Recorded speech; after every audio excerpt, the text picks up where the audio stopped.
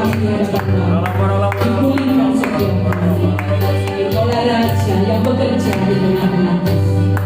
Satu pujian bagi Bapa di surga. Yesus Tuhan, Yesus Raja. Kami masih mempersembahkan yang terbaik kepada Bapa. Oh, haleluya, haleluya. Kemuliaan-Mu Kau berikan kepada hamba-hamba-Mu. Kau berikan kepada anak-anak-Mu. Semua kami mengalaminya dalam nama Tuhan Yesus. Setiap kami dipermuliakan di dalam nama Tuhan Yesus. Haleluya. Amin. Sama-sama kita katakan Yesus Tuhanku.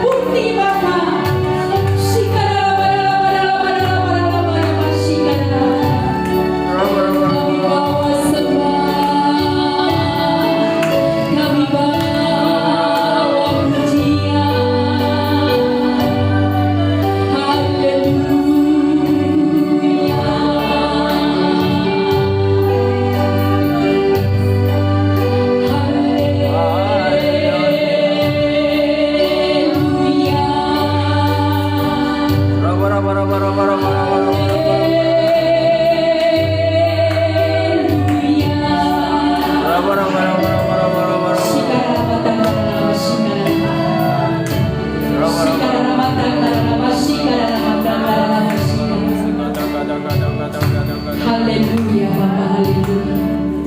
Engkau Bapa yang utama, Bapa yang mengerti isi hati kami Bapa. Oh, haleluya, haleluya, Bapa yang sudah, sekalipun mungkin dalam dunia ini kami tidak pernah merasakan kasih dan Bapa jasmani kami.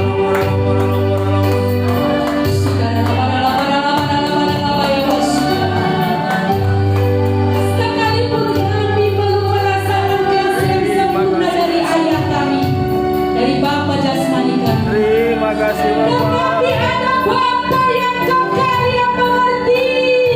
Haleluya, haleluya. Bahkan terlalu mengerti. Haleluya, haleluya, haleluya. Siapa kami di hadapan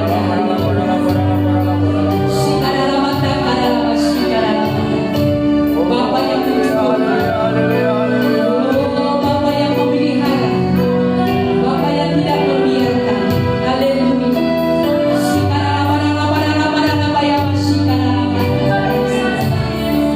Bapa yang mengerti, yang memanggil kami pada siang hari ini. Bapa yang peduli akan kehidupan kami, yang tidak membiarkan kami. Haleluya, haleluya, haleluya, haleluya. Terima kasih Bapa, terima kasih.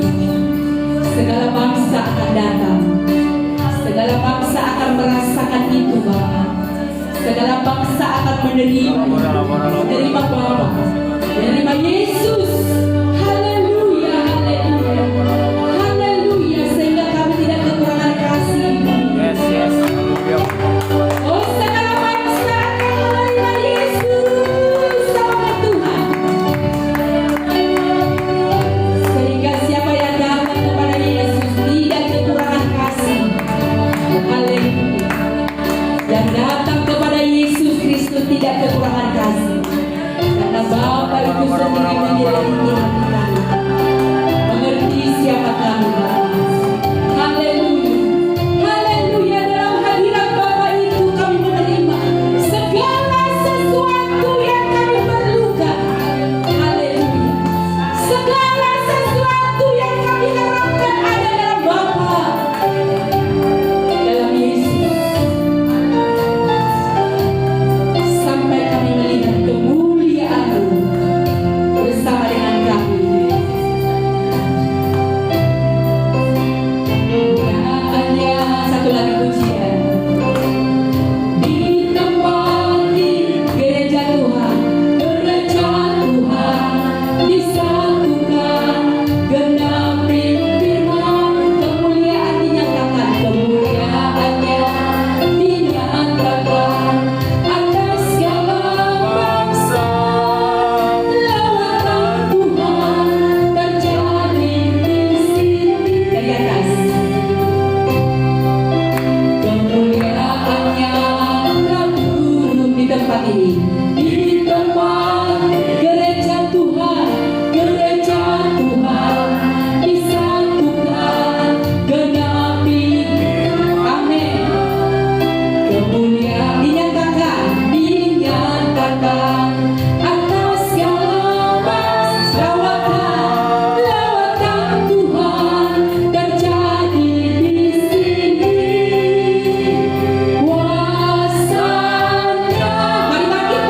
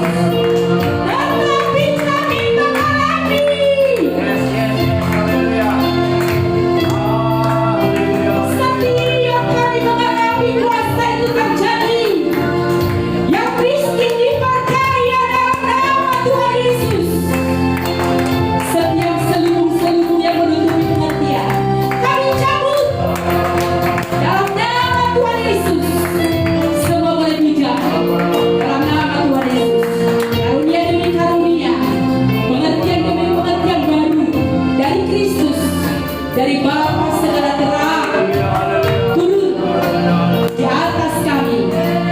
Surga dan bumi menyatu. Hadirat Bapa boleh turun, boleh kami alami. Kami nikmati itu Bapa. Di dalam nama Tuhan Yesus. Tubuh kami disembuhkan. Jiwa kami disembuhkan. Roh kami disembuhkan. Sampai melihat Yesus datang. Haleluya. Gerejanya disambungkan Bapa. Gerejanya disambungkan. Umat pilihan Bapa disambungkan.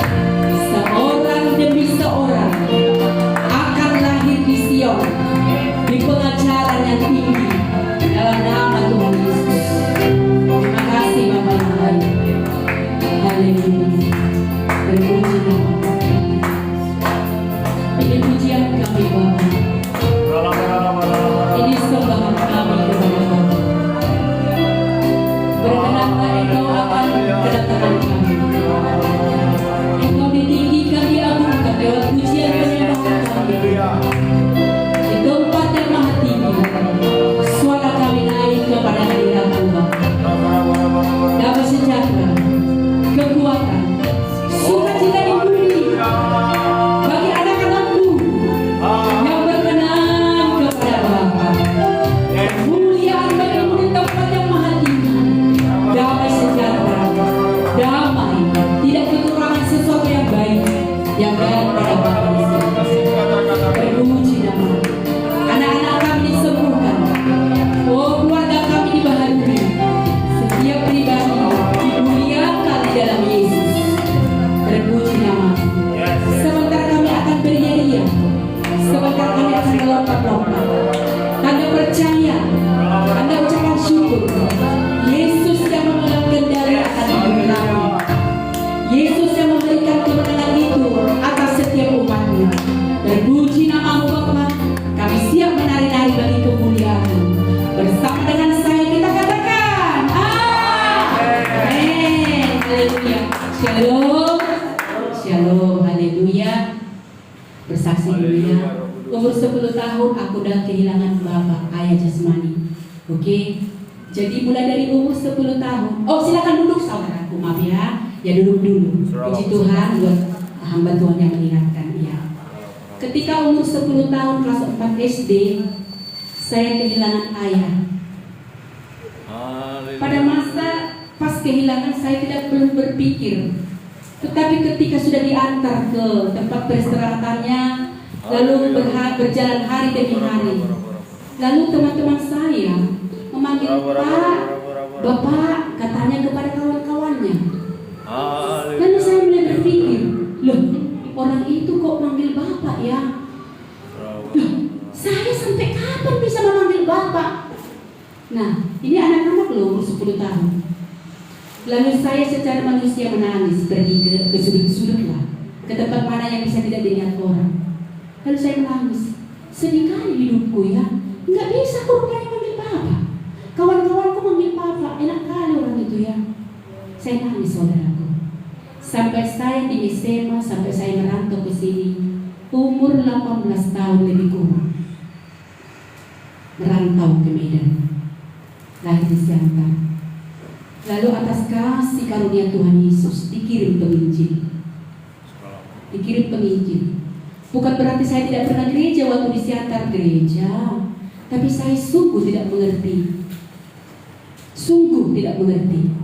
Lalu ketika diutus Tuhan, hamba Tuhan mendatangi ke rumah seperti itu di saat saya merantau itu, lalu menyembah, lalu diperkenalkan Bapa. Tahu saudaraku? Oh, haleluya. Sekalipun secara jasmani saya tidak bisa memanggil Bapak, nggak mungkin kan, malu lah aku memanggil Bapak orang Bapak.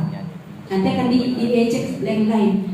Tetapi ketika Yesus memperkenalkan dirinya siapa Dia, Bapa yang kekal, Rohku bersukacita, amin. Amin. Bersukacita aku saudaraku. Itu yang membuat saya penuh Roh Kudus. Bapa. Bayangkan umur berapa? 10 sampai 18, 8 tahun tak pernah memanggil Bapa. 8 tahun tidak pernah memanggil Bapa. dan tidak pernah saya merasakan kasih sayang seorang Bapa. Begitu datang kepada Tuhan Yesus, setiap berdoa saya panggil Bapa. Saya puaskan dalam hadirat Tuhan memanggil Bapa. Bapa, Bapa surgawi, Bapa yang kekal. Walaupun Bapa jasmaniku sudah pergi ke surga, tetapi saya masih bisa menyebut Bapa yang tidak pernah meninggalkan. Amin. Haleluya, luar biasa dalam Tuhan. Haleluya. Saya bersuka-suka sebentar-bentar aku panggil Bapak Yesus, Bapakku Yesus. Saya panggil kemana? Nyuci saya Bapak Yesus. Bayangkanlah 8 tahun tidak pernah manggil Bapak. Begitu diperkenalkan Bapak itu, Yesus itu Bapak yang kekal. Bapak segala roh itu maksudnya.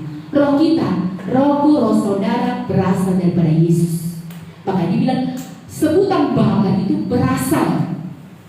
Haleluya, dia Bapak kita. Haleluya. Jadi saya teringat tadi ya. Waduh, mungkin kami walaupun ini udah tua-tua ini, nah yang sana udah tua. Haleluya. Mungkin ini hamba Tuhan ini lagi. Haleluya. Semua kita, haleluya. Boleh kita puaskan manggil Bapa dalam hadirat Tuhan. Amin. Haleluya. Bapa yang mengerti kasih sayangnya sempurna untuk setiap kita. Haleluya. Mari kita bangkit berdiri untuk kemuliaan Tuhan. Haleluya. Apa lagu kita tadi yang pertama ya? Haleluya. Segala puji syukur. Amin. Segala puji syukur. Haleluya.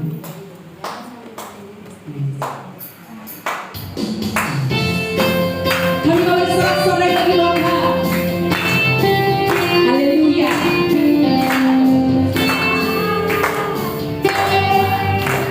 Segala puji syukur. Segala puji syukur hanya bagimu Tuhan. Sebab Kau kita dipuji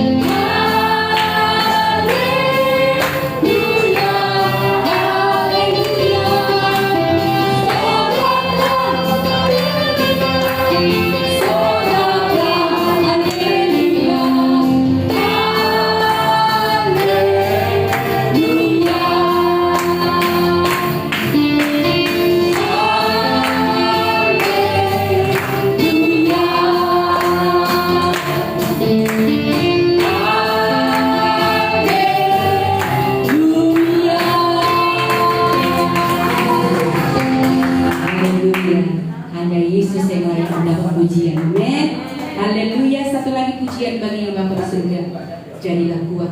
Haleluya. Kristen di akhir zaman, mau tidak mau, siap atau tidak siap, harus siap jadi Kristen yang kuat. Amin. Haleluya. Harus kuat, harus siap sedia menjadi Kristen yang kuat. Haleluya.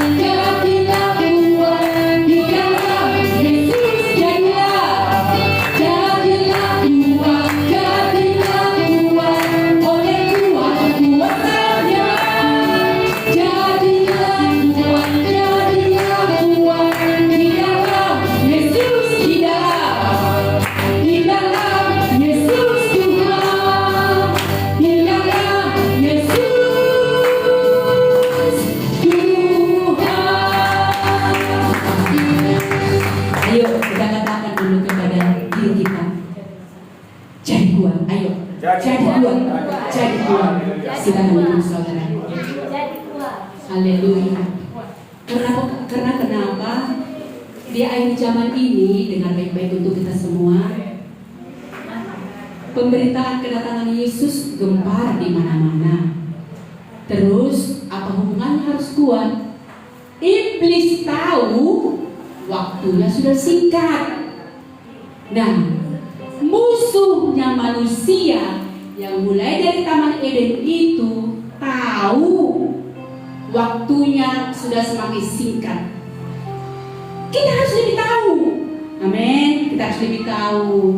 Jika iblis tahu waktunya, waktu dunia ini sudah semakin singkat, tentu dia gencar membuat aksinya. Si musuh itu gencar membuat aksinya supaya anak-anak Tuhan banyak yang jatuh.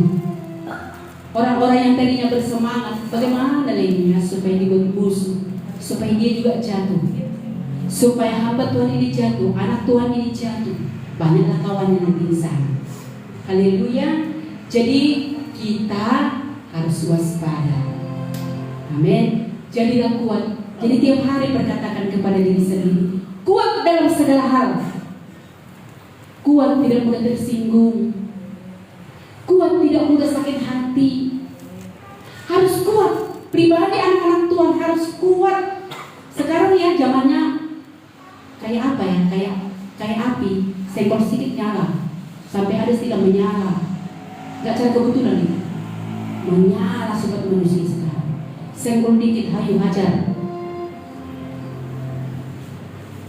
Oke, kita anak-anak Tuhan harus berkata kepada jiwa kita masing-masing setiap hari, jadilah kuat, jadilah kuat, jadilah kuat, kuat mengampuni.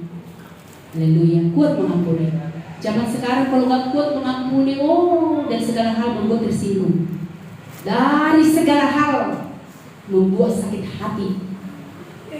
Haleluya, kami pun suami istri walaupun melayani, kalau nggak sadar dalam segala sesuatu, dalam segala waktu, nih, bagaimana ini supaya nggak jadi melayani hari Minggu?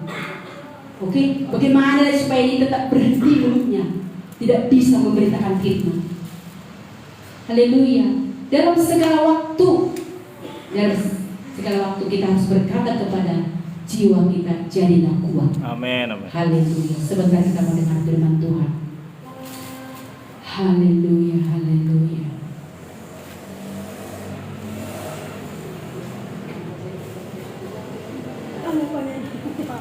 Ini pujian sudah lama, tapi sungguh nggak apa-apa lah ya kalau agak gimana.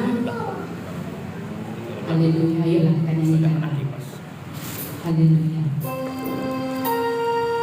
Perubahan, pemulihan terjadi dalam hadirat Bapa.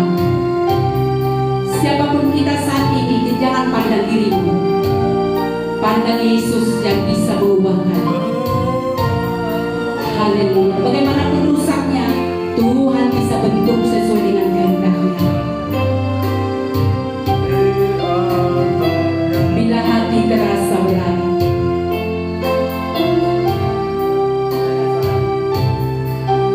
bila hati terasa berat, tak seorang pun mengerti, tak seorang pun mengerti bebanku. Ku percaya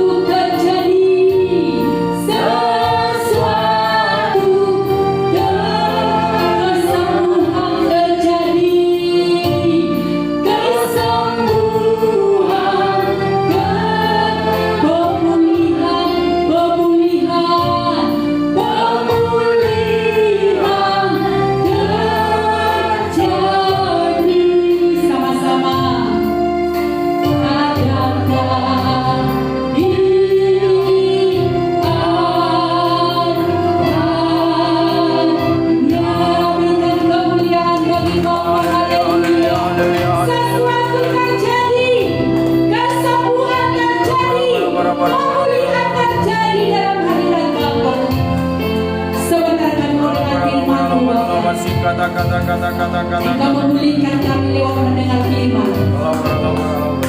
Engkau menyempurnakan iman kami ketika kami mendengar kebenaran firman-Mu, kebenaran dari firman-Mu. Terpuji nama-Mu. Kami siapkan hati kami untuk mendengar kebenaran dari firman-Mu. Haleluya, haleluya, kami undang kembali. Haleluya. Sujud di altarnya, ku bawa hidup. Dia ampuniku, dia ampun. Yes, kami terima anugerah yang terbesar. Ampuniku dan bebaskanku.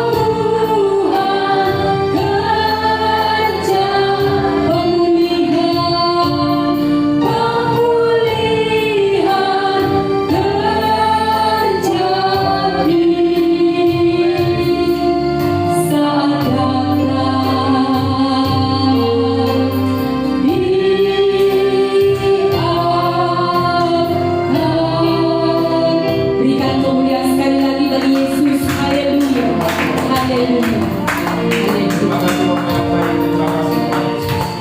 Kami bersyukur Tuhan kalau di pagi yang penuh berkat di hari yang berbahagia Tuhan, kami boleh merasakan hadirat-Mu, menikmati hadirat-Mu Tuhan. Terima kasih Tuhan kau boleh hadir bersama-sama kami pada saat ini Tuhan. Terima kasih Tuhan boleh menikmati hadirat-Mu. Terima kasih kami boleh memuji menyembah-Mu Tuhan. Terima kasih boleh buat semua yang baik kami boleh rasakan Tuhan. Terima kasih Tuhan semua karena kemurahan Tuhan boleh ada sebagaimana ada pada saat ini. Bahkan kalau kami boleh hadir Tuhan, ini pun kasih karunia-Mu Bapa, bukan buat kami Bapa. Terima kasih Tuhan. Terima kasih Yesus, terima kasih Tuhan. Sebentar Tuhan Yesus kami mau mendengarkan firman-Mu Bapa. Berfirmanlah Tuhan. Berarti ampun, berarti yang bukan lagi yang mau bagi Bapa, tuliskan berkata-kata. Baik menjamah di lidah Bapa. Sehingga apa yang disampaikan Bapa benar-benar Roh Kudus yang mengambil alih Tuhan, membangun umat menghidupkan. Terima kasih Bapak yang baik. Saudara-saudara kami juga yang dari online Bapak, biar juga mereka diberkati Bapak, berkat yang sama Tuhan. Kasih Bapak yang baik. Sama-sama kita katakan amin. Haleluya, haleluya. Shalom, haleluya. Puji Tuhan, selamat siang ya, udah siang ya. Selamat siang, selamat bertemu kembali. Puji Tuhan, ya. Kita diberkati Tuhan dalam keadaan baik, dalam keadaan sehat, ya. Haleluya. Haleluya.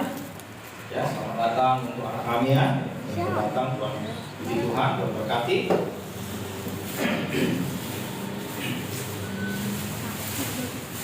Mari kita ambil Alkitab kita ya. Jangan kita beli HP, boleh buka HP-nya ya. Yang penting bisa dibaca firman-Nya ya. Yuk. Puji Tuhan. Sudah dapat? Ya, apa Alkitabnya udah dipersiapkan semua? Kita buka dari Markus ya, Markus ya. Sebentar ya.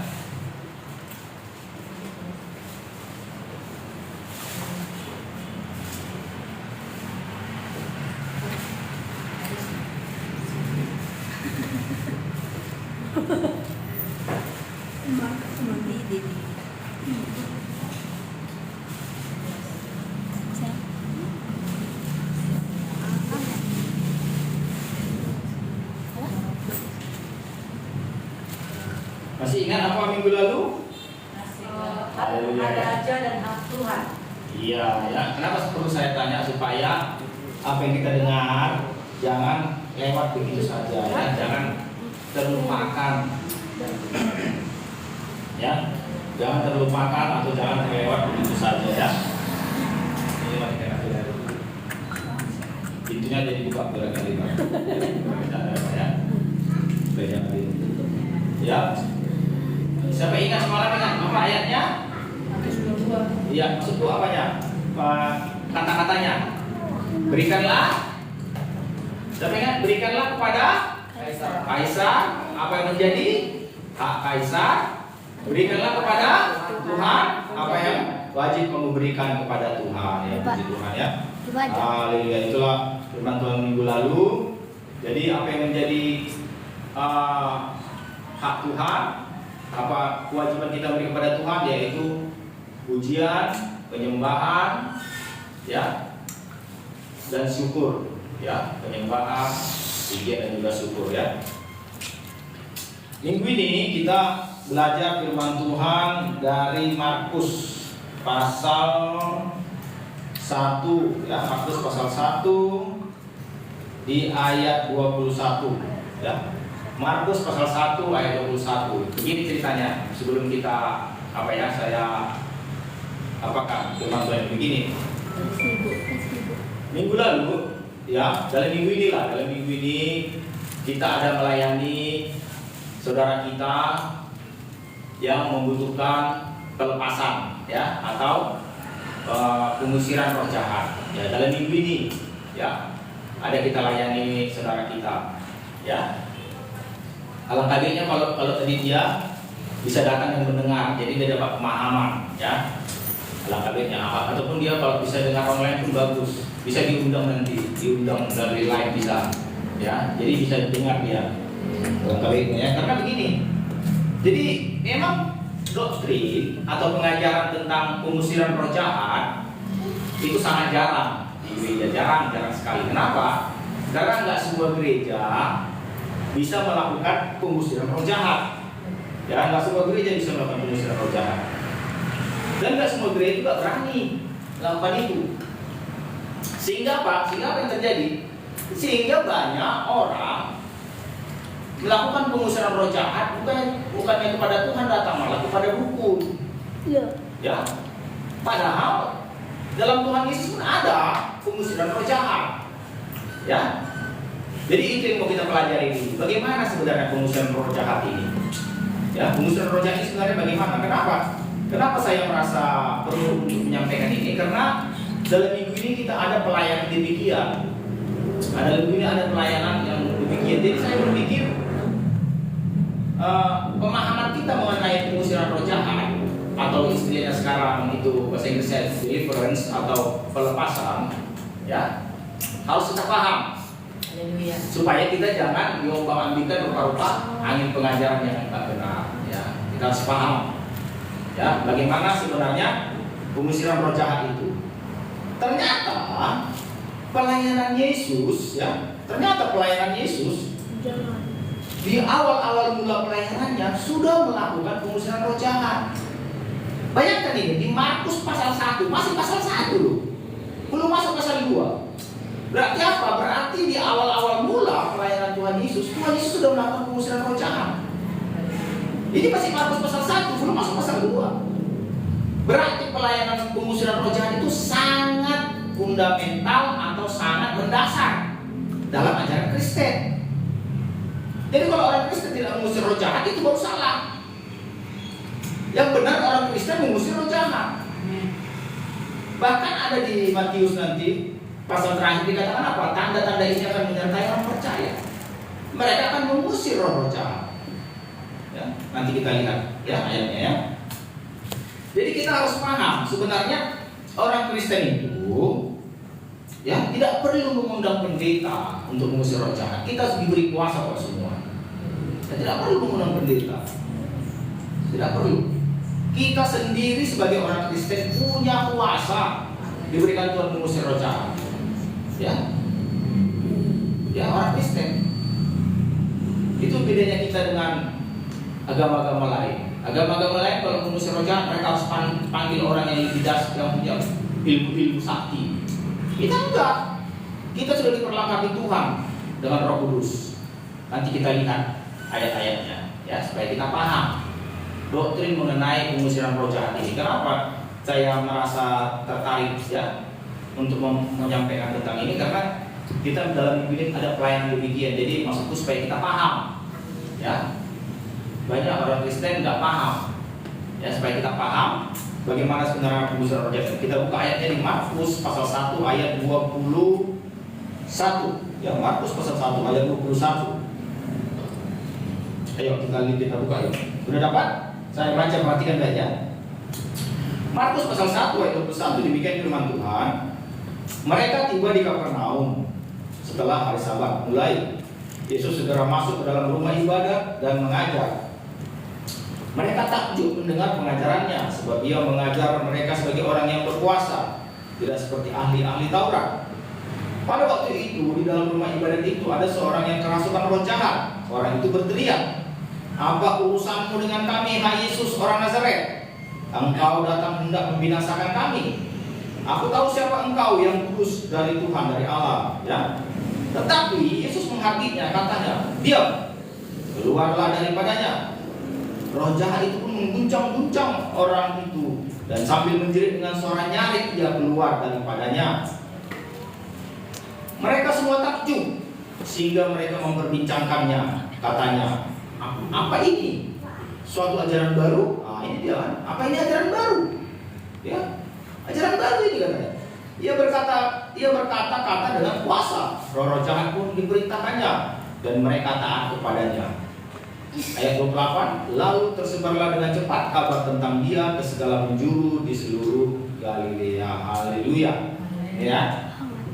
Jadi kita lihat di ayat ini, di perikop ini, ternyata di awal-awal pelayanan Yesus, ya, sudah mengusir roh jahat. Perhatikan ya, dari pasal 1, perikop pertama yang harus membaptis, Yesus dibaptis, pencobaan di padang gurun, Yesus tampil di Galilea, Yesus memanggil murid-murid, langsung mengusir roh jahat di awal-awal mula pelayanan Yesus. Jadi sebenarnya pelayanan Yesus itu enggak jauh-jauh ya dari pengusiran roh jahat. Ya, kita belajar. Itu hal yang normal, ya. Kita lihat dari ayat 1 ya, coba kita lihat dari ayat 1 ke ayat 21. Mereka tiba di Kapernaum, ya. Berarti mereka mengunjungi suatu kota ini, yaitu kota Kapernaum. Setelah hari Sabat mulai, Yesus segera masuk ke dalam rumah ibadat dan mengajar, ya. Artinya apa? Ini waktu ibadah Sabat. Ibadah Sabat sama seperti kita ini. Waktu ibadah. Ya, waktu ibadah. Dikatakan di sini apa?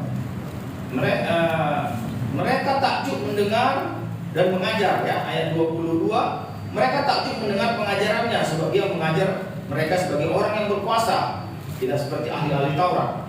Ayat 22 ini membedakan bagaimana cara Yesus mengajar, ya. Ahli-ahli Taurat juga mengajar, tetapi Yesus mengajar dengan kuasa. Ya, apa dimaksud berkuasa? Berkuasa itu ada otoritas, ya, ada otoritas. Ketika orang mengajar, orang begini supaya kita paham ya begini. Ada orang mengajar, tapi kalau nggak ada kuasanya, orang yang mendengar itu enggak terdorong melakukan. Itu maksudnya, ya. Tetapi kalau kita mengajar dengan kuasa, orang yang mendengar itu terdorong dia. Oh, bekerja sama firman tadi. Nah, itu bedanya. Ya. Kenapa? Karena ada kuasa. Ketika dia menyampaikan firman itu, ada kuasa yang menjamah hati orang. Sehingga orang yang mendengar firman tadi terdorong dia, termotivasi dia untuk melakukannya. Tidak hanya sebatas bertambah pengetahuannya, enggak. Banyak orang kan mendengar firman asal tambah pengetahuan, bukan. Tapi kalau mengajar dengan kuasa, orang mendengar itu tergugah hatinya, dirubah hatinya, mau bertobat, itu maksudnya. Jadi berubah, jadi mau bertobat. Itu maksudnya mengajar dengan kuasa. Ya, bisa kita bedakan. Kita mendengar orang khotbah biasa, memang bisa bagus khotbahnya, tapi kayaknya pulang dari sana ya sama aja. Tapi ketika orang berkhotbah kan ada seperti api yang membakar khotbah itu, sehingga orang yang mendengar khotbah itu merasa mau bertobat. Nah itu dia. berkuasa, tidak seperti ahli-ahli Taurat mereka, itu katanya ya. Kita lanjut ke ayat 23. Pada waktu itu di dalam rumah ibadat itu ada seorang yang kerasukan roh jahat. Ya, perhatikan baik. Inilah ada pertanyaan dari orang tua yang kita layani kemarin. Ya, dipikirnya kalau orang kerasukan roh jahat itu langsung hilang akalnya. Enggak. Buktinya ini, orang yang kerasukan roh jahat ini bisa datang beribadah. Ya, paham ya? Haleluya. Kalau orang emang versi kerasukan roh jahat ada dua versi. Ya, kalau kita lihat ada orang kerasukan roh jahat, contohnya orang yang apa itu, kayak kuda lumping, ya, pernah lihat kuda lumping? Nah, itu kan kerasukan roh jahat itu, maka bisa dimakan kaca. Hilang akalnya. Iya, hilang akalnya, bukan dia lagi. Tapi kalau kerasukan roh jahat bisa datang beribadah, ini lain. Bisa datang beribadah ini, makanya dikatakan tadi, perhatikan baik ini ayat 23. Pada waktu itu di dalam rumah ibadat itu ada seorang yang kerasukan roh jahat. Berarti roh dia kan ikut beribadah ini. Kalau nggak ikut dia beribadah, mana mungkin bisa datang ke tempat ibadah. Artinya apa? Ada orang yang kerasukan roh jahat, tapi di luar nampak normal. Di luar nampak normal, di luar nampak dia datang beribadah. Jadi jangan pikir kalau orang datang beribadah itu udah orang baik-baik semua, belum tentu. Bisa jadi ada orang yang kerasukan itu. Ya, ini yang disebut dengan kerasukan yang tidak mengambil alih pikirannya, kewarasannya. Jadi dia masih ada sadar. Nah, ya. Cuma dari karakternya kita lihat dia berbeda. Ya, orang-orang yang kerasukan roh jahat ini, jadi bisa dikatakan kerasukan roh jahat ini kerasukan yang belum dikendalikan penuh. Tapi ada orang kerasukan roh jahat yang sudah dikendalikan penuh. Contohnya seperti orang kuda lumping itu ya. Dia sudah dikendalikan penuh, jadi dia nggak sadar lagi. Dia bergerak, ya, sudah dikendalikan penuh. Tapi ini enggak, dia bisa datang beribadah. Makanya dikatakan pada waktu itu dalam rumah ibadat itu ada seorang yang kerasukan roh jahat. Dia datang beribadah, normal dari luar. Tetapi kita lihat ini apa yang terjadi. Ketika di dalam ibadah, ya, ternyata kuasa dalam ibadah itu membuat reaksi. Ada reaksi karena kuasa dalam ibadah tadi. Iya, ada reaksi. Apa yang terjadi? Kita lihat. Pada waktu itu dalam rumah itu ada seorang yang kerasukan roh jahat. Orang itu apa dikatakan? Berteriak. Iya, orang itu berteriak. Tadi sebelum waktu kita mulai ibadah masih normal aja, belum ada apa-apa. Biasa ikut dia mungkin nyanyi, ikut mungkin dia dengar khotbah, ikut dia. Tapi semakin lama roh jahat dalam diri tadi nggak nyaman, ya. Roh dalam diri tadi mulai gelisah. Sehingga apa yang terjadi? Sehingga ada reaksi dalam ibadah tadi. Dia jadi berteriak. Apa yang dikatakannya? Apa urusanmu dengan kami, hai Yesus, orang Nazaret? Ya. Apa urusanmu dengan kami, hai Yesus, orang Nazaret? Perhatikan dengan baik. Ayat ini. Apa urusanmu dengan kami, hai Yesus, orang Nazaret? Kenapa roh jahat ini memakai kata kami, bukan memakai kata aku? Kenapa? Kenapa pakai kata kami? Iya. Ternyata roh jahat yang dalam orang ini bukan satu. Ya. Apa urusanmu dengan kami? Berarti dalam waktu ada beberapa roh jahat. Katakanlah sudah lebih dari 2, sudah lebih dari 1. Kami, hai Yesus orang Nazaret. Tapi perhatikan baik. Walaupun ada banyak roh jahat dalam tubuh seseorang, orang itu bisa datang beribadah. Bisa. Normal kelihatan dari luar. Tapi ketika ada kuasa berbenturan kuasa tadi, ada kuasa Roh Kudus dalam diri Yesus. Kuasa dari dia tadi nggak nyaman, bisa jadi bermanifestasi, muncul keluar. Menjadi marah, dia berteriak. Dia marah. Jadi ciri pertama roh jahat ketika berhadapan dengan hadirat Tuhan, mereka jadi marah. Mereka nggak nyaman, marah. Apa urusanmu? Saya tanya dulu saudara. Kalau orang berteriak mengatakan apa urusanmu, itu dalam keadaan damai atau marah? Marah. Marah. Ya. Roh jahat tadi marah, berteriak dan berkata apa urusanmu? Nggak mungkin. Kalau berteriak berkata apa urusanmu itu orang yang lagi damai, nggak mungkin. Pasti lagi marah. Ya. Yang kami layani semalam pun demikian, dia marah. Roh jahat dalam diri orang yang kami layani dalam diri itu marah. Ada kuasa yang berbenturan, kuasa Roh Kudus dengan roh jahat itu marah. Apa urusanmu seperti kata ayat ini? Ya, marah. Jadi kalau orang suka marah-marah, hati-hati.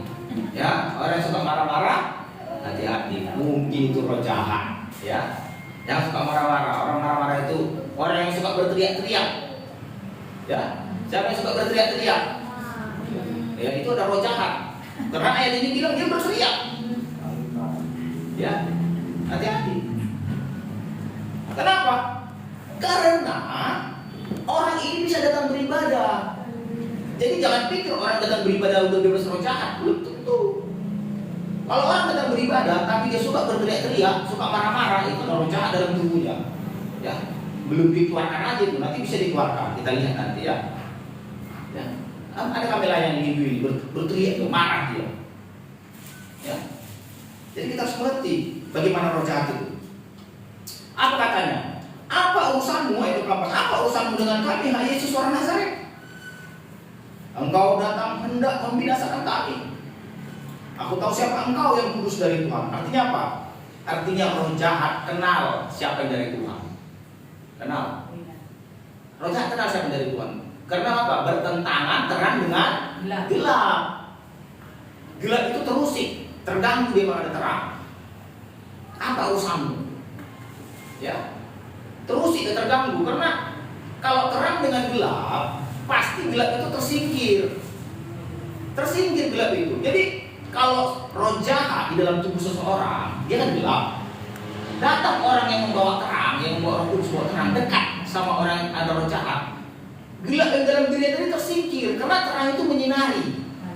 Ketika terang itu menyinari orang yang dalam kegelapan, roh jahat dalam tubuhnya tadi, dia merasa sakit. Kenapa kena sakit? Kenapa tersingkir? Makanya dikatakan, kenapa kau mau membinasakan kami?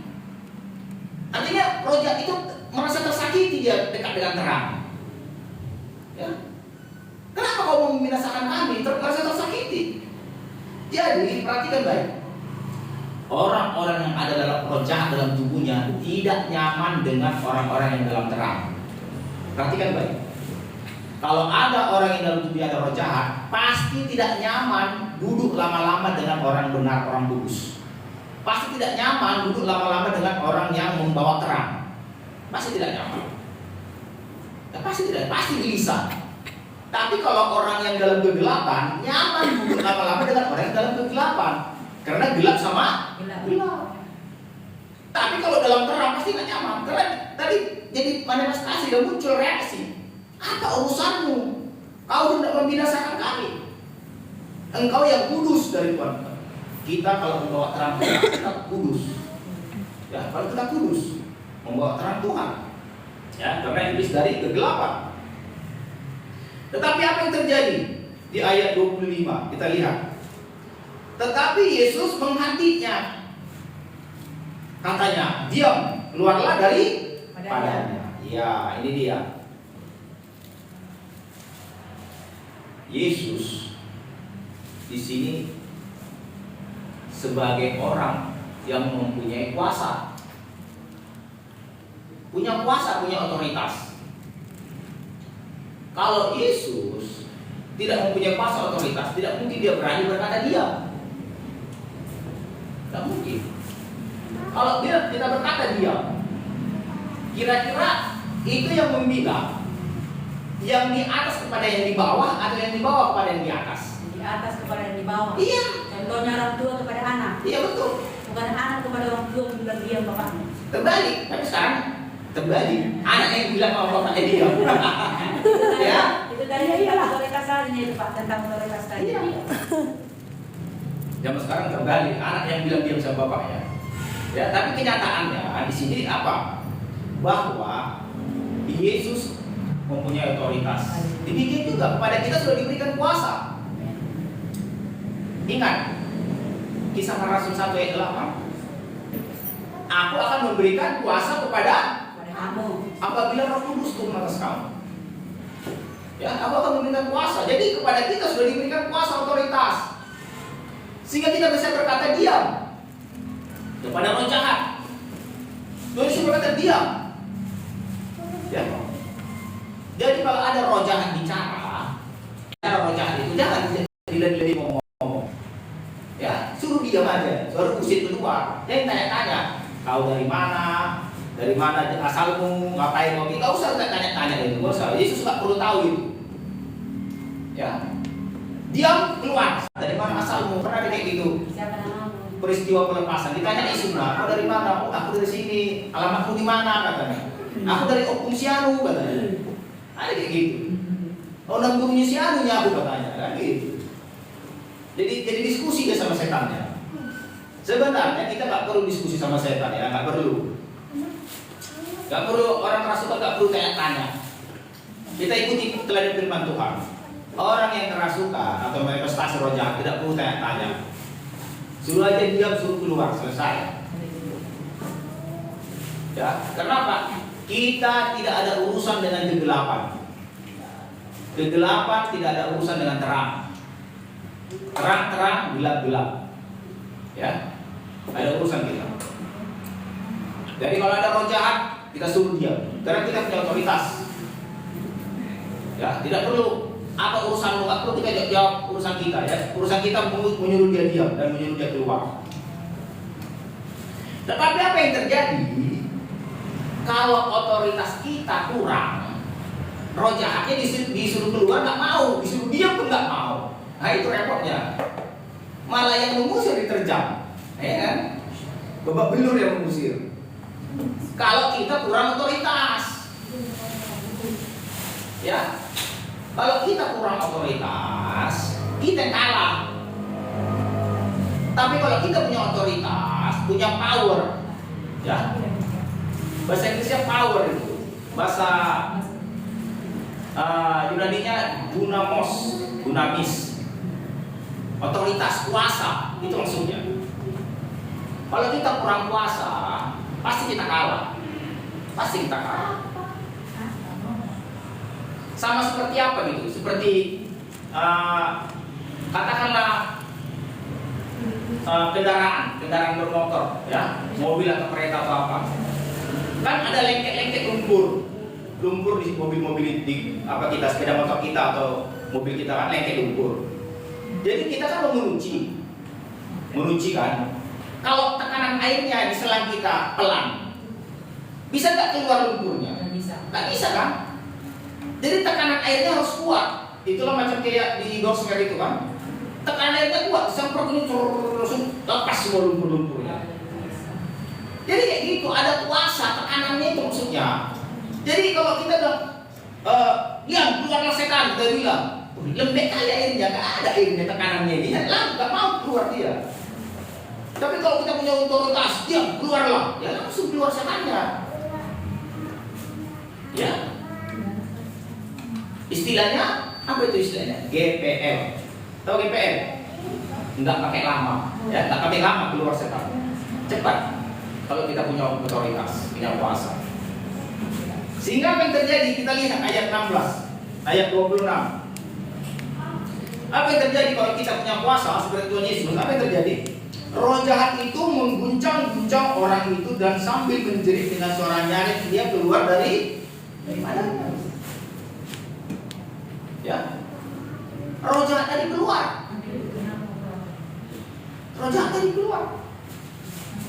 Ya, jadi ada reaksi. Ketika roh jahat tadi itu ada reaksi, dia mengguncang-guncang orang itu, menjerit kesakitan. Ya, kenapa? Karena memang kalau roh jahat itu merasuki seseorang, ya, dia nggak ada ketenangan, pasti gelisah. pasti gelisah, mengguncang-guncang, keluar. Ya, nah suara nyaring, berteriak dan keluar. Ayat 27 apa? Ketika orang-orang dalam rumah ibadat tadi melihat, ya kan tadi kan di rumah ibadah ya kan? Orang yang kerasukan tadi bisa datang beribadah. Normal dia datang dari rumah ke tempat ibadah. Gara-gara ada kondisi tempat ibadah tadi, maka ada reaksi tadi. Seandainya tidak ada Yesus dalam tempat ibadah tadi, normal aja dia, normal pergi datang, normal pulang, nggak ketahuan. Tapi ketika ada Yesus dalam tempat ibadah tadi, jadi ketahuan dia orang jahat. Ya, itulah bedanya kalau di dalam gereja, di dalam satu kumpulan, kalau ada kuasa Roh Kudus, pasti ketahuan siapa yang membawa roh jahat.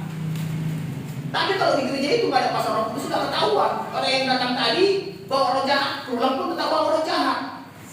Tetapi orang ini ketika dalam tempat ibadah tadi ada Tuhan Yesus, datang dari tempat ibadah tadi, ketahuan dia bawa roh jahat, sehingga dia pulang dibebaskan. Tapi apabila di tempat ibadah tadi tidak ada Yesus, dia datang sama, pulang sama, tidak ada perubahan. Ya.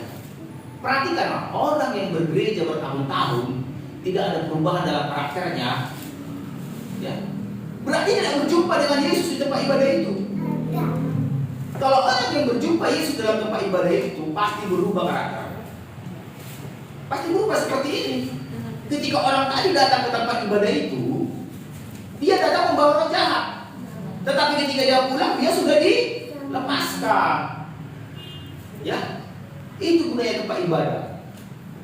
Orang datang beribadah terikat, tetapi pulang terlepas. Orang datang beribadah sakit, pulang menjadi sembuh. Orang datang ke tempat ibadah stres, pulang jadi lega. Iya. Makanya kalau orang Kristen katanya depresi, itu ada yang salah. Kristen gak ada depresi. Kenapa orang bunuh diri? Baru semalam ada dengar saya berita orang bunuh diri dari Kelayon Perlompat. Saya dengar berita. Kenapa? Depresi. Ya saya nggak kurang tahu Penyebabnya. apanya, agamanya saya nggak tahu. Tapi orang Kristen tidak sepatutnya, tidak sepantasnya bunuh diri. Tidak ada itu. Kenapa? Nggak ada orang Kristen depresi kalau berjumpa dengan Yesus. Kenapa? Orang yang datang pada Yesus depresi pulang lepas, lega. Seperti ini, datang dari rumah membawa pasukan roh jahat, pulang udah lepas. Karena berjumpa Yesus di tempat ibadah tadi. Tapi bagaimana bisa dilepaskan kalau nggak datang beribadah? Orang yang tidak datang beribadah nggak bisa lepas. Karena Yesus ada di tempat ibadah. Kan di tempat ibadah dari Yesus datang. Ya, Yesus segera masuk ke dalam rumah ibadah dan mengajar. Di dalam tempat ibadah tadi Yesus ada. Sehingga kalau kita datang beribadah, perhatikan dirimu, ada nggak perubahan? Sudah bertahun-tahun kita beribadah, ada nggak perubahan dalam karaktermu? Berapa tahun kita beribadah? Kalau sama aja karaktermu, yang dulu marah-marah tetap marah-marah juga, ya. Jangan. Perhatikan karakter, harus ada perubahan. Ya. Jadi orang ini tadi apa? Dia pergi membawa roh jahat, tapi pulang sudah lepas, sudah dibebaskan. Sudah dibebaskan dari roh jahat. Itulah kalau bertemu dengan Tuhan Yesus. Kita lihat ayat 27. Mereka semua takjub sehingga mereka memperbincangkannya. Katanya orang-orang yang dalam tempat ibadah tadi, ya, mereka semua takjub. Katanya, apa ini? Suatu ajaran baru. Kenapa dikatakan suatu ajaran baru? Karena mereka belum pernah lihat sebelumnya. Itu makanya dikatakan suatu ajaran baru. Mereka belum pernah lihat sebelumnya kalau ada hal yang demikian bisa terjadi. Mereka belum pernah lihat. Kalau sudah pernah lihat, tidak dikatakan ajaran baru. Ya, apakah itu ajaran baru? Dia berkata katanya, suatu ajaran baru. Ia berkata dengan kuasa katanya. roh-roh jahat pun diperintahkannya dan mereka taat kepadanya. Ya, taat roh jahat itu. Kalau kita punya kuasa, punya otoritas seperti Yesus, roh jahat taat. Ayat 28.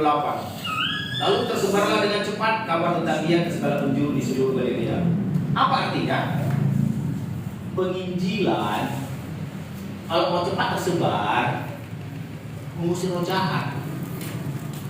Coba di tempat kita ini terkenal bisa mengusir roh jahat, pasti cepat kita tersebar. Cepat kita tersebar, percaya lah. Cepat ramai tempat kita ini. Kalau bisa kita mengusir roh jahat, ramai tempat ini. Percaya. Kalau bisa kita mengusir roh jahat, tersebar kita cepat. Ya, ada orang gila. Kita doakan, gila lari roh jahat gilanya itu. Ini kok sana bisa menyembuhkan orang gila katanya. Pasti berbondong-bondong orang sini, cepat tersebar. Ada orang sakit apa, apa lagi penyakit-penyakit disebabkan roh jahat. Ya. Yang kanker lah, yang tumor lah, hal-hal yang tak bisa disembuhkan. Itu roh jahat semua membuat. Datang sama kita doakan. Roh jahatnya keluar. Cepat tersebar. Cepat tersebar. Cepat ramai gitu, sebentar aja. Masalahnya kita rasanya kurang. Ya, kita usir roh jahatnya, malah kita ditinju roh jahatnya kan gitu. Kita kena gimbal balik. Ya payah mau rame. Tapi kalau mau cepat rame gini. Lalu tersebarlah dengan cepat. Mau tersebar dengan cepat? Kabar tentang dia, kabar tentang kita. Mau cepat tersebar ke seluruh Galilea katanya. Galilea ini provinsi. Jadi kalau mau cepat kita tersebar di Sumatera Utara ini, usah di Sumatera Utara, Medan, Tumbung ini aja. Ya, mau cepat tersebar. Ini Galilea ini provinsi ya. Segala penjuru di seluruh Galilea, provinsi Galilea. Kotanya kota Kapernaum. Jadi provinsi Sumatera Utara, kotanya kota Medan, kita kota Tumbung. Ya, misalnya sampai ke seluruh provinsi. Ini kondisi sudah ke seluruh provinsi. Provinsi Galilea. Tadi WN bilang apa? Perjot, Batangkuis, mana lagi? Tadi. Aksara, Amplas, Ampat. Dari pagi itu Pak, dari pagi itu dia peluang. Iya. Daerahmu. Iya. Mau cepat tersebar, si roh jahat. Nah itu dia. Kalau mau cepat tersebar, cepat tersebar ke Amplas, cepat tersebar ke Perjot, ya, Batangkuis. Kalau cepat tersebar kita pasti. Jadi kalau ada orang yang kerasukan, ya kita harus cepat-cepat mengusir, biar cepat mereka tersebar. Ya, saya pun berpikir begini. Saya berdoa sama Tuhan, hantarlah Tuhan orang yang bisa dilayani. Itu doa saya. Tapi saya nggak menyangka melayani orang yang ini. Orang melayani, saya pikir orang melayani maksudnya diajari firman. Ya kan gitu. Ketika saya berdoa, Tuhan hantarlah orang yang bisa kami layani. Saya pikir orang yang dilayani itu orang yang diajar firman. Ternyata yang dilayani ini luas maknanya. Orang yang mau dilepaskan pun itu dilayani namanya. Ya, dilepaskan dari roh jahat itu orang dilayani. Banyak roh jahat ini ya. Orang yang depresi itu pun roh jahat. Ya. Maaf ya. Orang yang 99 itu roh jahat juga itu, hati-hati. Itu ada juga roh jahat 99. Kita nggak tahu. Ya. Itu juga roh jahat. Jadi kalau kita doakan, kita layani orang-orang demikian. Ya. Cepat kita tersebar, cepat. Kalau mau cepat tersebar inilah cara penginjilan tercepat.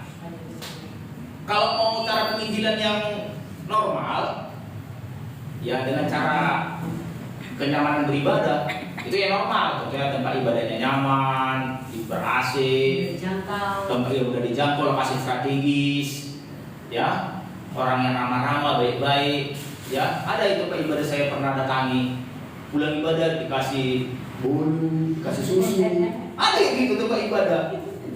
Iya, kasih bolu, kasih susu. Pilih mana? Mau susu, mau teh manis, kopi, lengkap semua. Tinggal pencet. Iya, tinggal pencet ya, lengkap semua. Iya. Bulu-bulunya bulu pandan lagi. Bukan bulu-bulu harga 25.000 itu murah. Ini bulu yang mahal. Ada tempat ibadah kayak gitu, ada. Itu penginjilan yang normal, maksudnya yang umum. untuk menjangkau jiwa. Tapi penginjilan cara Tuhan Yesus begini, harus berani mengusir roh jahat. Ya, jujur aja saya nggak pernah terpikir untuk melayani orang yang mengusir roh jahat, enggak. Makanya kalau ada hal-hal begini saya suruh aja yang lain, kalian aja lah ya. Ini bukan bagian saya hanya mengajar. Itu pikir saya yang dulu. Saya pikir bagian saya hanya mengajar. Bagian-bagian ini itu bagian yang punya karunia lah. Ya, tapi ya kata saya harus ikut juga ya. Ya, harus ikut juga rupanya. Ya, pengusiran roh jahat itu ternyata bukan hanya orang-orang tertentu, tetapi setiap orang Kristen juga bisa. Kenapa? Karena kita diberikan kuasa. Kita diberikan kuasa. Coba kita lihat di Kisah ya, Kisah pasal 1 ayat 8. Kisah pasal 1 ayat 8 coba. Supaya kita jangan merasa bahwa pengusiran roh jahat itu hanya urusan pendeta. Jangan. Ya, pengusiran roh jahat itu bukan hanya urusan pendeta. Kisah pasal 1, coba kita buka, perhatikan baik. Ayat 8. Kisah pasal 1 ayat 8, apa dikatakan? Ayo, siapa yang baca kuat? Ayo, baca kuat. Kisah para Rasul 1 ayat Ayat 8. 8 ya. Tetapi kamu akan menerima kuasa kalau Roh Kudus turun ke atas kamu. Iya. Dan kamu akan menjadi saksiku di Yerusalem, seluruh Yudea, Yudea, Samaria, Samaria, sampai ke ujung bumi. Iya, kamu akan menerima Kuasa. Tadi dikatakan apa di ayat tadi? Tuhan Yesus mengajar dengan kuasa. Sehingga dengan kuasa tadi dia bisa berkata diam, keluarlah. Itu kuasa yang bisa bikin gitu. Kalau nggak punya kuasa kita nggak bisa bilang gitu, nggak bisa. Malah lari, takut. Lari kita takut kalau nggak punya kuasa. Tapi kita punya power, punya kuasa. Jadi kita berani berkata diam, keluar. Kita punya kuasa, jadi jangan takut. Coba kita buka di 1 Yohanes 4 ayat 4. Kita punya kuasa, jangan takut. Ternyata itu bukan urusan pendeta, tapi urusan semua anak Tuhan bisa. 1 Yohanes 4 ayat 4, ayo. Baca yang kuat lagi, supaya kebagian berkat. Baca yang kuat. Cepat-cepat. Kamu berasal dari Allah, anak-anakku, dan kamu telah mengalahkan nabi-nabi palsu Ya. itu. Sebab roh yang ada di dalam kamu lebih besar daripada roh yang ada di dalam dunia. Tadi dikatakan apa tadi dikatakan? Kamu akan menerima kuasa apabila apa dikatakan tadi? Apabila Roh Kudus turun atas kamu. Ya, apabila Roh Kudus turun atas kamu. Pertanyaan sekarang, kalau sudah Roh Kudus turun atas kita, apa yang terjadi? Yang terjadi ini. Kalau sudah Roh Kudus turun atas kita, yang terjadi apa? Kamu berasal dari Tuhan, dari Allah. Anak-anakku, dan kamu telah mengalahkan nabi-nabi palsu itu. Artinya kita nggak bisa dibohongi nabi-nabi palsu. Ada nabi-nabi palsu yang sekarang berkeliaran. Ya, kita nggak bisa dibohongi, sudah kita kalahkan mereka. Sebab apa dikatakan? Sebab Roh Kudus tadi yang di dalam kamu lebih besar daripada roh yang ada dalam dunia ini. Roh Kudus dalam diri kita yang kita terima tadi di Kisah para Rasul tadi lebih besar. Jadi jangan takut. Ya, lebih besar. Jangan takut. Yang penting kita berserah sama Tuhan.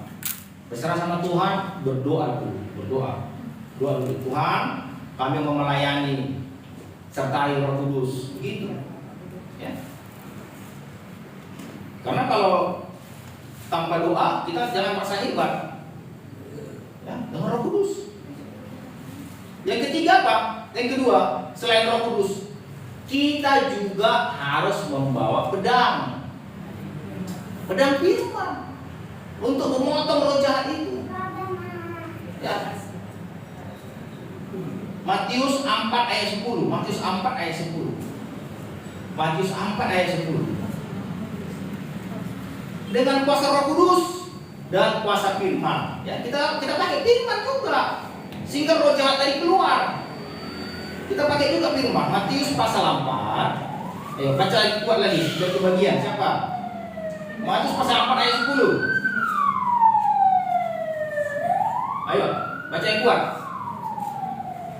pasal 4 ayat 10. Siapa bisa baca? Matius pasal 4 ayat 10. Iya. Firman Tuhan. Maka berkatalah Yesus kepadanya, "Nyala iblis. Nyala iblis. Sebab telah tertulis, engkau Iya. harus menyembah Tuhan Elohimmu, Hah? dan hanya kepada Dia sajalah engkau berbakti." Iya. Harus pakai apa? Firman. Pakai firman, ada tertulis. Enyahlah kau iblis, kita katakan. Keluarlah kau iblis dari tubuh orang ini, ada tertulis. Kita katakan demikian. Kalau sudah kita katakan demikian, apa yang terjadi di ayat 11? Baca ayat 11 selanjutnya, apa yang terjadi di ayat 11?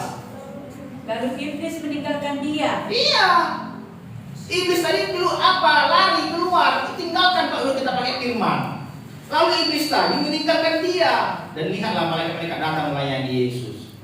Ya, kita menang itu maksudnya. Kita sudah menang. Malaikat-malaikat datang melayani kalau kita pakai firman. Ya. Jadi bagaimana mengalahkan iblis? Pakai firman. Pakai firman. Kuasa Roh Kudus. Ya, terima Roh Kudus. Terima Roh Kudus. Ya.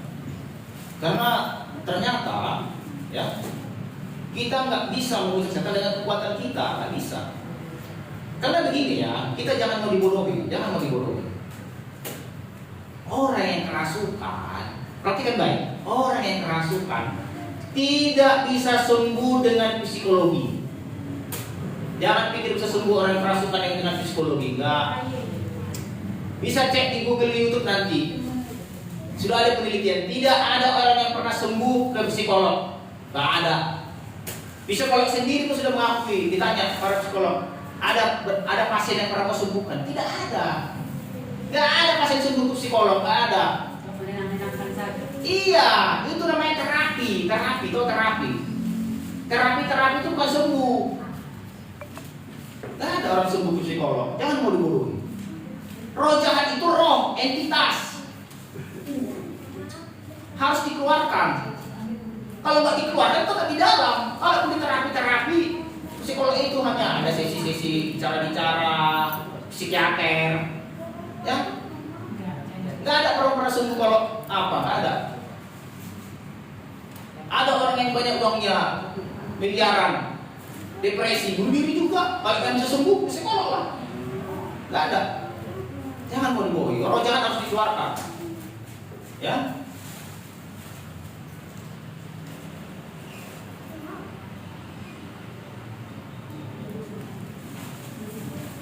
Coba kita lihat lagi Matius 12.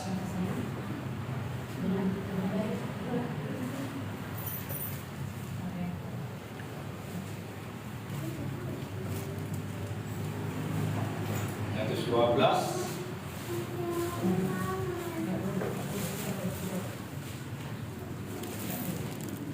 ayat minta dulu. Matius 12 ayat 28.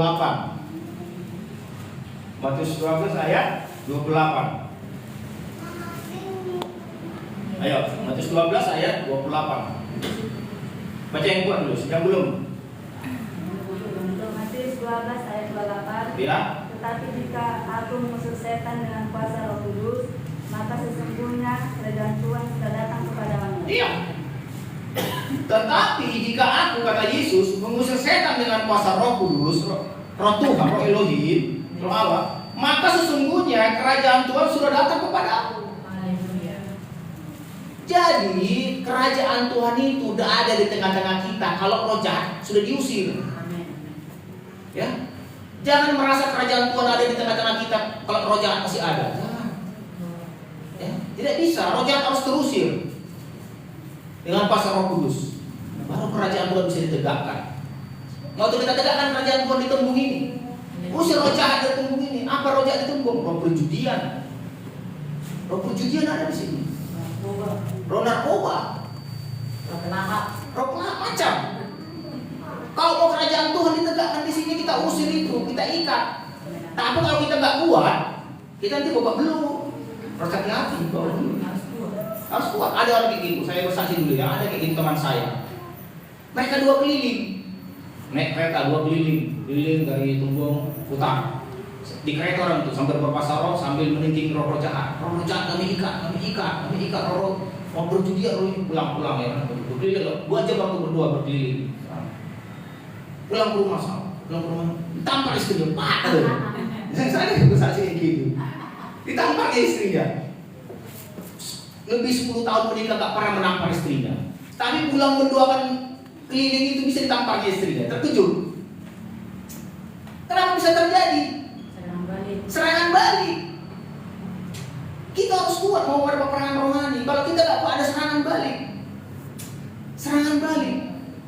Hati-hati. Ya, harus kuat kalau ada peperangan rohani yang mengusir roh jahat. Kalau kita nggak kuat, bungkus dulu dengan darah Yesus. Semua yang kita kasihi, rumah kita, bungkus dulu dengan darah Yesus. Pulang, ya berdoa lagi. Kalau kita nggak kuat ada serangan balik. Kita diserang nanti jadi kita mudah marah. Ada tuh serangan balik. Hati-hati. Jadi itu ya dengan pasal Roh Kudus.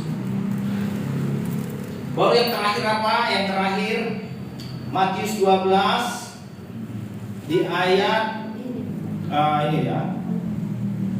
Ayat 43. Ini yang terakhir ya. Yang terakhir. Saya baca ya, perhatikan baik. Matius 12 ayat 43 saya baca. Perhatikan baik ya. Apabila roh jahat keluar dari manusia, perhatikan, ia pun mengembara ke tempat-tempat yang tandus mencari perhentian, tetapi ia tidak mendapatkannya. Roh jahat keluar dari mana katanya? Manusia. Dari manusia. Jadi manusia itu tempat roh jahat. Suka roh jahat itu dalam diri manusia. Saya jelaskan begini. Perhatikan baik supaya kita mengerti ya. Ini gak diajarkan di mana-mana. Kenapa roh jahat suka dalam diri manusia? Memang ada roh jahat tinggal di pohon-pohon, ada. Roh jahat tinggal di batu-batu, ada. Itu ada orang menyembah gunung, menyembah pohon, menyembah batu. Itu ada roh jahatnya, itu ada. Di patung-patung ada. Ada roh jahat di patung-patung, ada. Kalau orang menyembah patung, di patung itu ada roh jahat. Menyembah batu, gunung, ada roh jahat situ. Tapi kenapa roh jahat lebih suka dalam tubuh manusia? Kenapa? Harus mengerti. Menghancurkan manusia. Ada akar. Bukan. Reaksi. Begini, roh jahat mau memakai tubuh manusia memuaskan nafsunya. Contohnya roh jinah. Bagaimana roh jinah ini bisa memuaskan jinahnya kalau nggak ada tubuh? Jadi dia harus memasuki tubuh manusia biar bisa puas jinahnya. Itulah orang masih roh jinah. Kalau nggak ada tubuhnya, roh jinah tadi macam mana bisa bekerja? Dia harus perlu tubuh. Itu roh mabuk. Kalau roh mabuk, macam mana dia mau mabuk gak ada tubuh? Jadi roh tadi butuh tubuh yang hidup, supaya kepuasan mabuk tadi bisa dinikmati roh tadi dari tubuh yang dipakainya. Begitu, ya. Roh mabuk, roh apa lagi?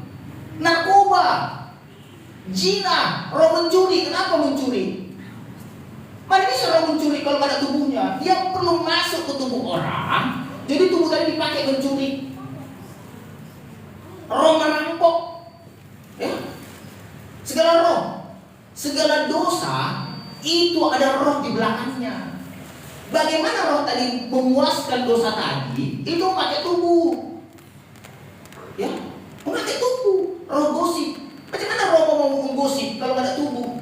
Dia harus masuk ke tubuh orang, memakai lidahnya menggosip. Jadi perhatikan dirimu. Kalau dirimu ada dosa yang berulang-ulang, dosa yang berulang-ulang, itu ada roh. Roh tadi memakai tubuhmu. Ya harus mengerti. Kenapa ada pornografi? Ya? Kenapa itu? Karena ada roh yang suka. Roh tadi mau memakai orang, memuaskan nafsunya. Itu roh jahat. Makanya dikatakan apabila roh jahat keluar dari manusia, ya, yang mengembara sudah diusir dari mengembara. Ayat 44 dikatakan apa? Lalu ia berkata, aku akan kembali ke rumah yang telah kutinggalkan itu. Maka pergilah ia mendapatkan rumah itu kosong, bersih, tersapu rapi dan teratur. Ya.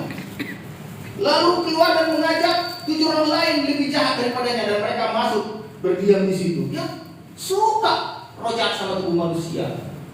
Sehingga apa dikatakan? Mereka masuk dan berdiam itu. maka akhirnya keadaan orang itu lebih buruk daripada keadaan yang semula. Ada orang mabuk, diusir, ya. Tapi dia kembali lagi jatuh ke kubangan, ya. Kalau bahasanya apa? Makan muntahnya, ya, seperti anjing, makan muntahnya.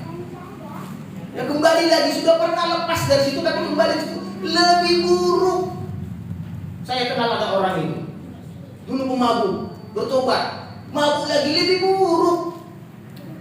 Ya, demikian juga orang-orang yang lain, berzina pun gitu, bertobat, kalau jatuh lagi lebih buruk. Hati-hati, makanya kalau sudah bertobat jangan main-main lagi. Bertobat aja. Kalau bertobat dia jatuh lagi, roh jahatnya lebih buruk menguasai. Lebih payah. Ada orang begitu, saya kenal. Ya, saya kenal. Tahu firman, mengenal firman, bahkan pandai firman. Ya, bertuhan sungguh-sungguh, tapi jatuh lagi. Ketika jatuh sekarang, bahkan pindah ke agama lain. Membenci Yesus, menjelek-jelekkan Yesus. Bahkan dikatakan tidak bisa lagi dia melihat kemuliaan Tuhan. Tidak bisa lagi. Jadi buta. Kenapa? Sudah jatuh, roncak sudah masuk lagi. Hati-hati, jangan sampai. Jangan sampai. Ya. Karena roh jahat tadi dia bawa lagi 7 roh lain yang lebih jahat. Ya. Kalau orang sudah bergosip, datang sama Tuhan bertobat, tapi bergosip lagi, tambah jahat. Jadi mempermalukan kerajaan Tuhan. Apa artinya dia bertobat? Bertambah gosipnya, bertambah jahatnya. Ya, hati-hati juga. Bertambah jahat itu ya. Mendapatkan rumah itu kosong, rapi, bersih, teratur. Kenapa? Karena tidak diisi Roh Kudus dan firman. Kalau sudah diusir setan, isilah dengan Roh Kudus dan firman. Kalau nggak diisi dengan Roh Kudus dan firman, rumah itu kosong, masuk lagi roh jahat. Kalau orang sudah bertobat, nggak pernah berdoa, nggak pernah baca Alkitab, hati-hati. Hati-hati. Jangan rumah itu kosong. Berdoa, baca Alkitab. Ya, renungkan firman. Kalau nggak rumah itu kosong, nanti kita bertambah jahat. Perhatikan orang-orang yang bermain-main dengan kerohaniannya, jatuh. Perhatikan. Nggak bisa ya. Jadi kita harus kenal. Jadi memang kalau kita melayani orang pun memang harus harus di berkesinambungan. Kesinambungan. Jangan kita layani, kita lepaskan, kita tinggalkan, jangan. Kita ajari tetap dia dalam baca firman, berdoanya kita apa. Kalau nggak aja tambah jahat, ya. Sampai sini paham ya? Roh jahat ini kita banyak baca firman. Karena roh jahat tadi nggak bisa. Pasti diajaknya nanti roh jahat lain. Ya, kita kenali. Kalau kita marah-marah, berulang-ulang marah-marah, itu roh jahat. Ya, roh jahat itu. Tengking, usir. Tumpahkan tanganmu sendiri ke kepala, usir roh jahat itu. Ya, karena tubuh kita ini wadah. Tubuh kita ini hanya wadah tempatnya. Di dalam ini ada 3. Ya, ada Roh Kudus, ada roh kita, ada juga roh jahat. Kalau memang ada roh jahatnya. Ada orang berbahasa roh tapi dalam dirinya juga roh jahat, ada. Berbahasa roh dia tapi ada roh gosip. Ya, ada roh gosip. Saya kenal ada itu hamba Tuhan. Dahsyat berbahasa roh, bernubuat, tapi suka bergosip. Jadi saudara pikir itu nggak roh jahat. Roh jahat itu, tapi roh kudus pun ada dalam dirinya. Ada juga rohnya roh manusia, jadi ada 3. Roh kudus bisa masuk, roh jahat bisa masuk, rohnya pun ada di dalam. Ya, kenali, tubuh kita ini hanya wadah. Kalau tubuh kita ini mati binasa, roh manusia itu yang dihakimi nanti di surga tunggal. Roh Kudus, kalau ada Roh Kudus kita, Roh Kudus itulah yang membangkitkan kita nanti akhir zaman, membawa kita ke surga. Tapi pada roh jahat yang tadi dalam diri kita tadi membawa kita ke neraka, disiksa kita ke neraka. Roh jahat itu juga menyiksa kita. Ya, tadi baca saksi. Roh jahat itu juga yang menyiksa kita nanti. Ya, jadi kita kenali pelayanan Yesus tidak jauh dari pelayanan pelepasan. Ya, kita harus mengerti inilah ajaran Kristen yang benar. Dikatakan tadi ini ajaran baru. Mari kita berdoa. Makasih Bapak yang baik, terima kasih buat firman-Mu. Ajar kami Tuhan sehingga kami mengenal bagaimana Tuhan hidup sesuai dengan kebenaran firman-Mu. Kami mengenal roh-roh jahat yang coba-coba menguasai kami dan kami boleh mengusirnya Tuhan. Berkati pelayanan kami ataupun pelayanan pelepasan yang ke depannya Tuhan, sehingga kami Bapak boleh membawa jiwa-jiwa kepada Tuhan. Terima kasih Bapak yang baik, sama kita katakan amin.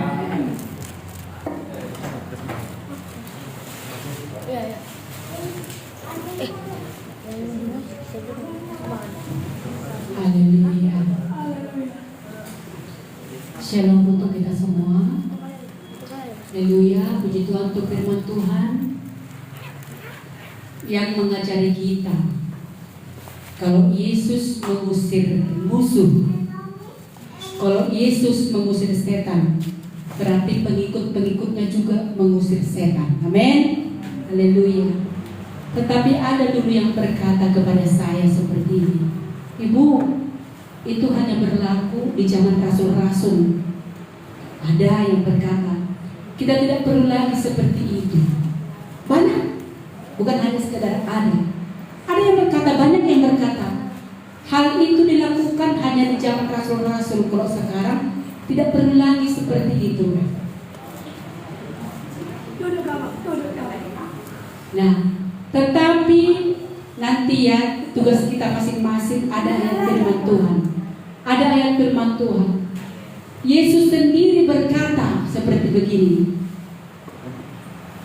engkau akan berbuat mujizat-mujizat lebih besar daripada yang kuperbuat. Pernah dengar? Haleluya. Haleluya. Tuhan Yesus berkata kepada murid-muridnya.